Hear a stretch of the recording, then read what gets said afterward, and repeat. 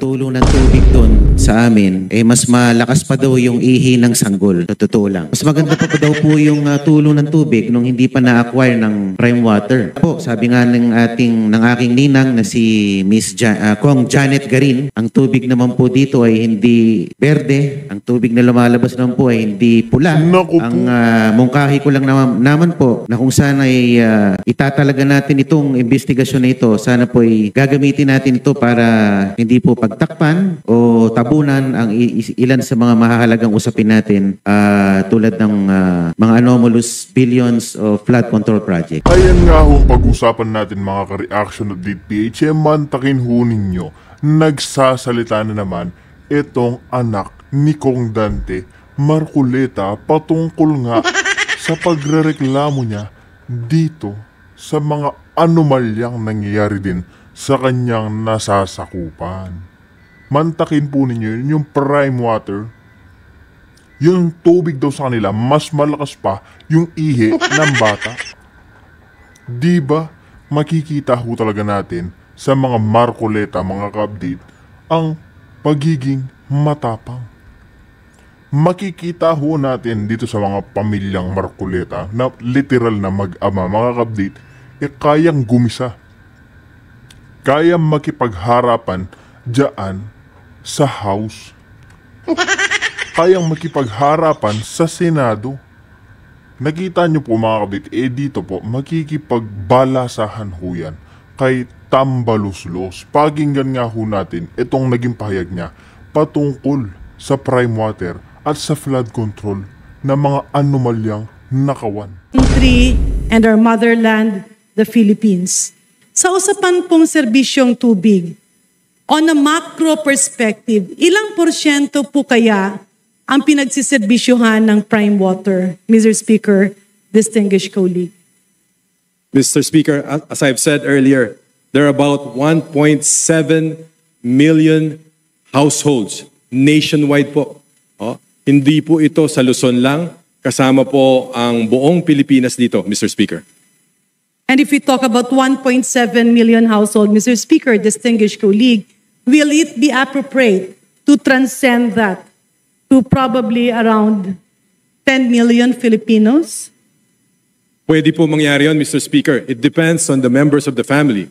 I think ang average po ngayon, hindi po bababa sa 5 or 6 na miyembro ng pamilya. So kung ating pong imumultiply ang 1.7 million households, maybe times 6 po ito. So may possibility po na aabot po between 8 to 10 million individuals or citizens. In other words, citizens. Mr. Speaker, distinguished colleagues, nasa 10% ng mamamayang Pilipino ang pinagseserbisyuhan ng prime water. Is that a safe estimate, Mr. Speaker? Yes, Mr. Speaker, kung tayo po ay 110 or 120 million na po ngayon siguro sa ating populasyon, pasok na pasok po itong 10 million.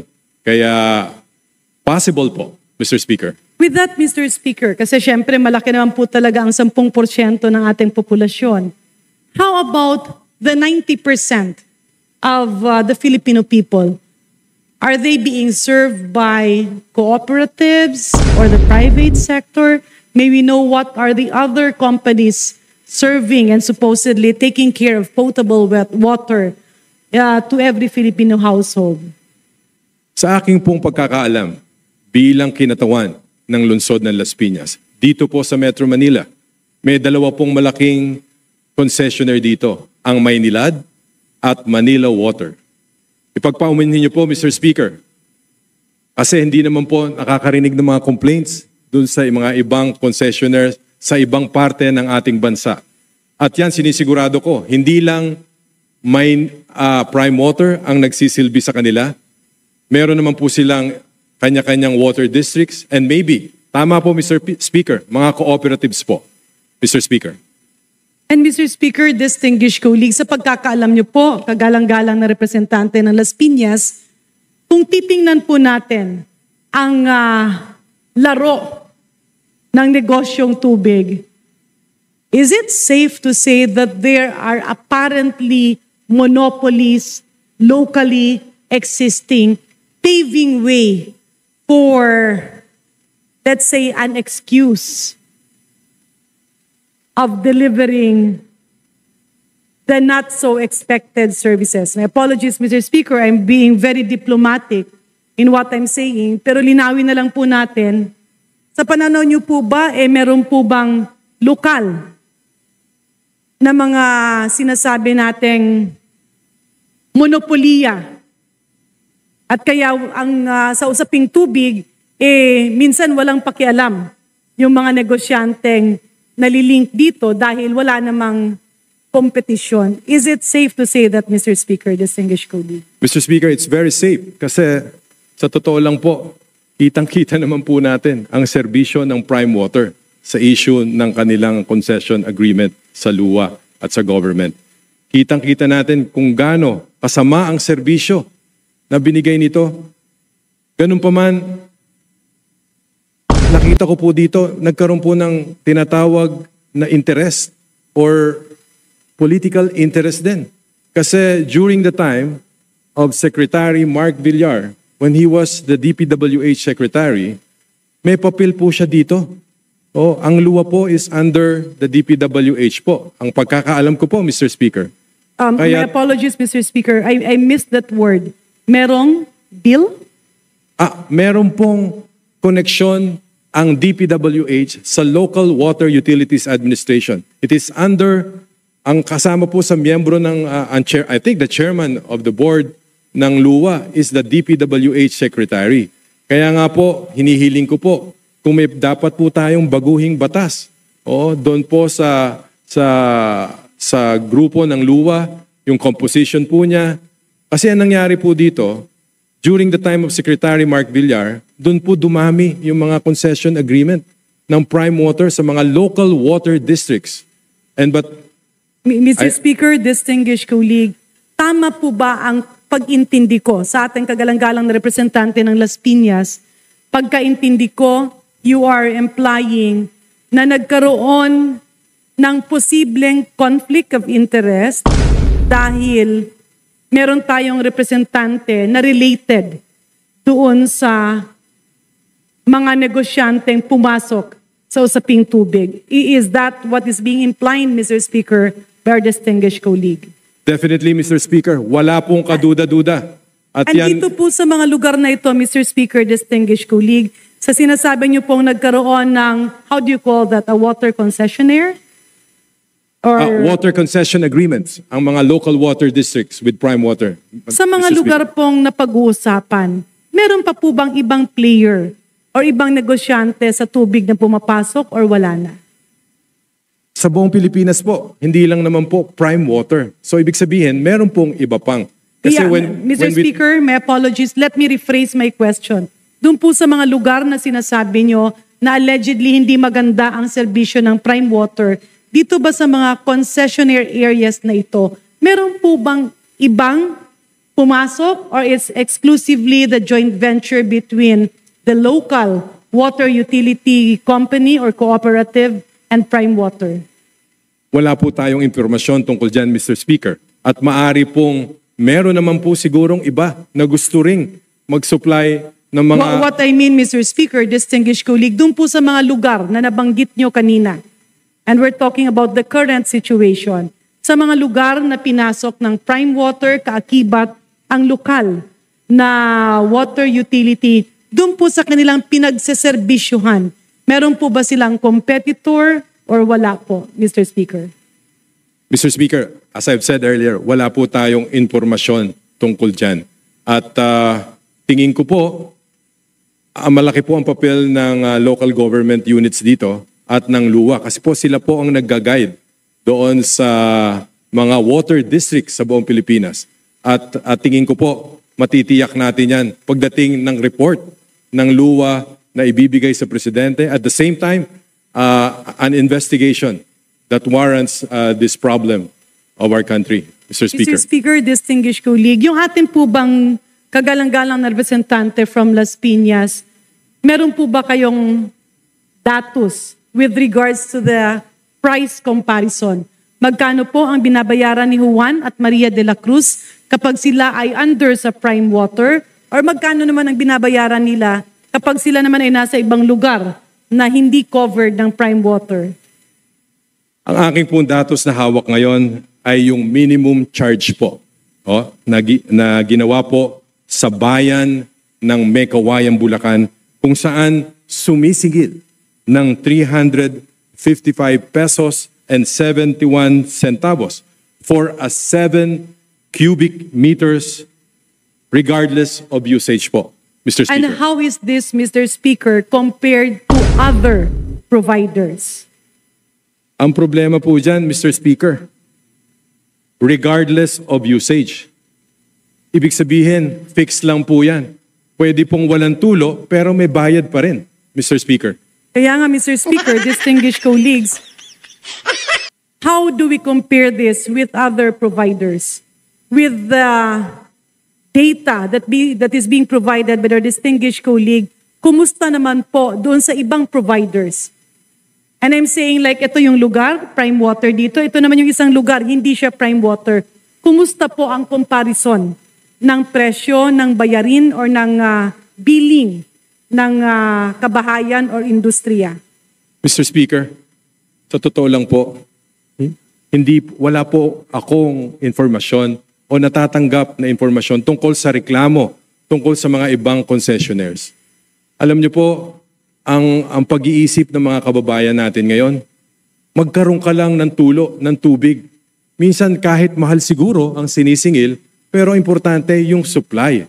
At ito ay nagagamit, pwedeng inumin, pwedeng pampaligo. Yun po ang question dito, Mr. Speaker. At tingin ko, sa darating na mga panahon sa ating gagawing investigasyon, maiimbita natin ang mga kababayan natin kung ano bang naging experience nila. At doon maibabatay natin ang ating gagawing mga batas, Mr. Speaker. So, Mr. Speaker, distinguished colleagues, naintindihan ko po, maraming lugar na maski may tubig, talaga namang hindi iniinom yung tubig galing sa gripo for fear that it is not as safe as filtered water.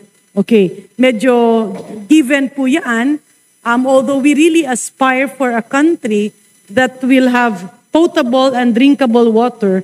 However, if you are in an urban center, medyo mahirap-hirap nga po yun.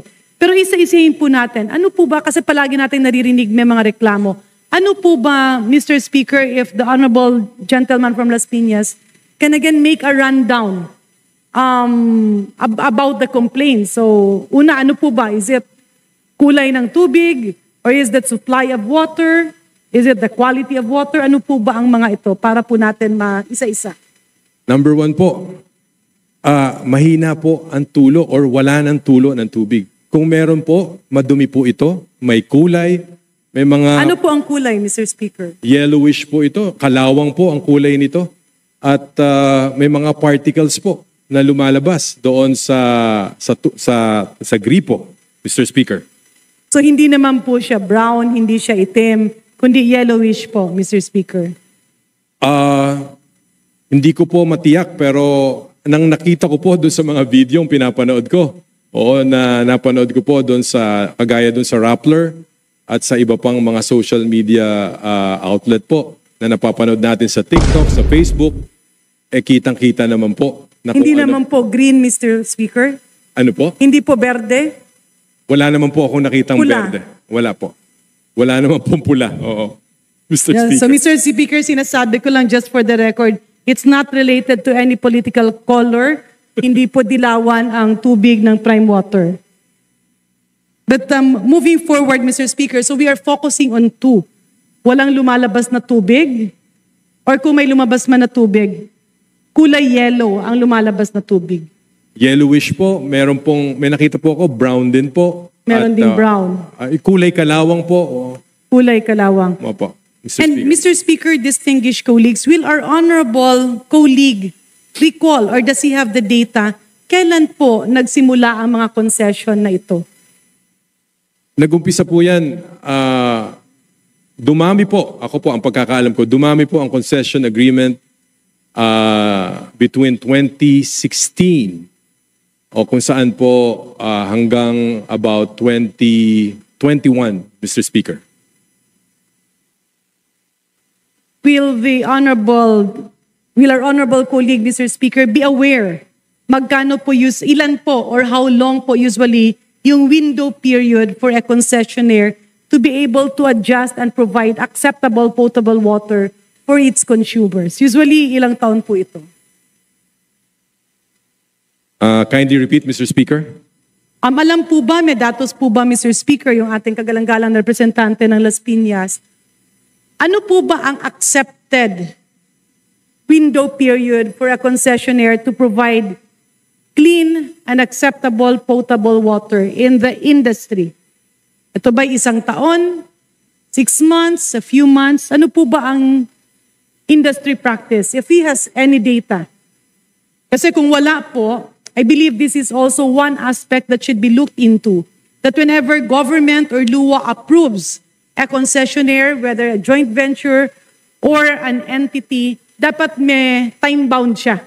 Kasi yan po yung mga dapat nating tingnan. At kapag ikaw ay hindi time-bound, at kapag ikaw lumampas sa ibinibigay na panahon, pwede ka namang either i-penalize or mawawalan ka ng karapatan na singilin yung iyong mga consumers. This can actually be looked into, Mr. Speaker. Mr. Speaker, tama po ang sinabi ng kagalang-galang Garin. Kung titingnan po natin ang mga concession agreement, usually po, tinitake over po nila yung mga water district. May mga existing po doon na supply na po ng tubig ang mga water district. At ang balita ko po, like sa Dasmariñas, Cavite, pinakamalaki pong supply ng tubig ang binibigay ng water district ng Dasmariñas, Cavite. After po ng tinake over ng Prime Water, nagkaroon na po ng malaking problema ang water district ng Dasmariñas. So, tama po kayo. Kailangan po yan doon sa concession agreement. Very specific Mr. po. Speaker, with due courtesy to our colleague, may nasabi ka kasi na nung hindi pa siya na ibibigay sa iba, maganda ang serbisyo. May I know, Mr. Speaker, distinguished colleagues, what were the parameters that paved way to opening various local water cooperatives to a joint venture with a private entity or with another business entity, and in this case, Prime Water? Ano po ba ang naging rason? Was it because of expansion? Was it because of difficulty in surviving? Was it a purely business decision? Ano po ba ang naging rason sa pagkakaalam nyo or sa narinig nyo? Ang pagkakaalam ko po at ang aking narinig, ang isang malaking kumpanya, kagaya ng Prime Water, siguro na-entice po or naakit po ang mga local water district. Kasi po pinangakuan po sila ng improvement ng serbisyo ng kanilang local water district. At ang nangyari po, hindi naman po natuloy yung mga pangako. Yung pagpapalit ng mga gamit sa pagsusupply ng tubig. May we have the specific promises, Mr. Speaker? Ano po ang mga pangakong napako? Ay doon po sa aking nababasang mga report, na sinasabi po na yung Prime Water daw, pinangakuan po daw sila na gaganda ang serbisyo ng kanilang patubig.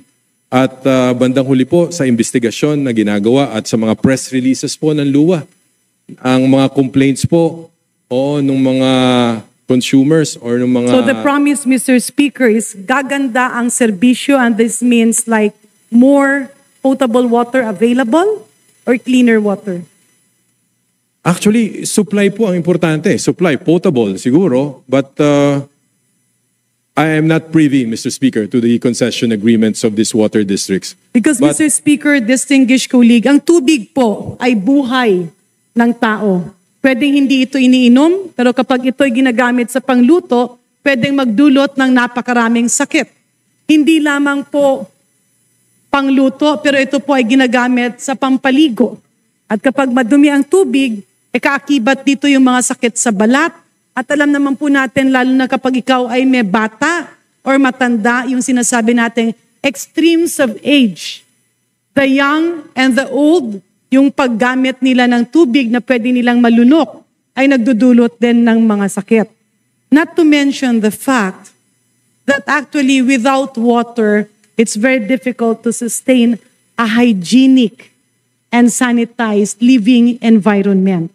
With this, Mr. Speaker, marami po ang datos na naibigay ng ating kagalang-galang na representante sa Las Piñas, pero marami po ang datos na kailangan din nating malaman dahil this happened for a purpose. Maybe there are lapses in the parameters by which concessions are being given. Maybe there are also lapses in how the government protects its people. And in this case, kailangan natin matingnan, kapag ang serbisyo ay pinangako, dapat meron niyang time-bound. That you have to produce that within a specific number of months. At kapag hindi ito napatupad, saan naman mapupunta? Meron bang mapupuntahan yung taong bayan? Will the government be there to serve as the angel who will lift the problem of our people? So, Mr. Speaker, with the indulgence of our distinguished colleague, may I put forward a proposal that in the course of the investigation that they will be conducting or the appropriate committee will be conducting, may we point out accountability. May we also point out, kasi madaling magpa-imbestiga eh. But the problem perceives and prevails, ano ang mangyayari sa taong bayan? While we are investigating saan sila pupunta, sino ang mag-handle ng serbisyo? Sino ang kailangang, will it be safe to say that the government or somebody else can come to the rescue? Yung mga bagay-bagay na ito dahil hindi na pwedeng humahaba pa. At baka naman merong tulong na kailangan yung private concessionaire na hindi na ibibigay sa kanila. Because we have been hearing a lot of complaints right and left, basically with Prime Water, pero marami ring iba. But then at the end of the day, what is very important is that we put an end to this problem. Because water is life, Mr. Speaker. So if our honorable colleague will be amenable, may I propose that we review the powers of the Local Water Utilities Association, LUA. May we also review which government agency is answerable if the minimum requirements of a potable water supply is not complied with. And may we also review the processes by which rates and billings are determined so that every Filipino family will not be disadvantaged to the extent of what they have paying. Mr. Speaker, distinguished colleague, paulit-ulit natin naririnig yung Clean Air Act, Clean Water Act. Napaka-istrikto ng mga ahensya ng sangay ng gobyerno na nag-i-implement dito. But the very basic problem of potable water remains unresolved. My salute, Mr. Speaker, to our colleagues who is very brave enough to stand up. I am not pointing at a specific business entity, but what I am clamoring is a solution that will put an end to a grave problem that many Filipino families are continuously facing. I hope, Mr. Speaker, that I get the commitment and the wisdom of our gentleman, of our good colleague from Las Piñas.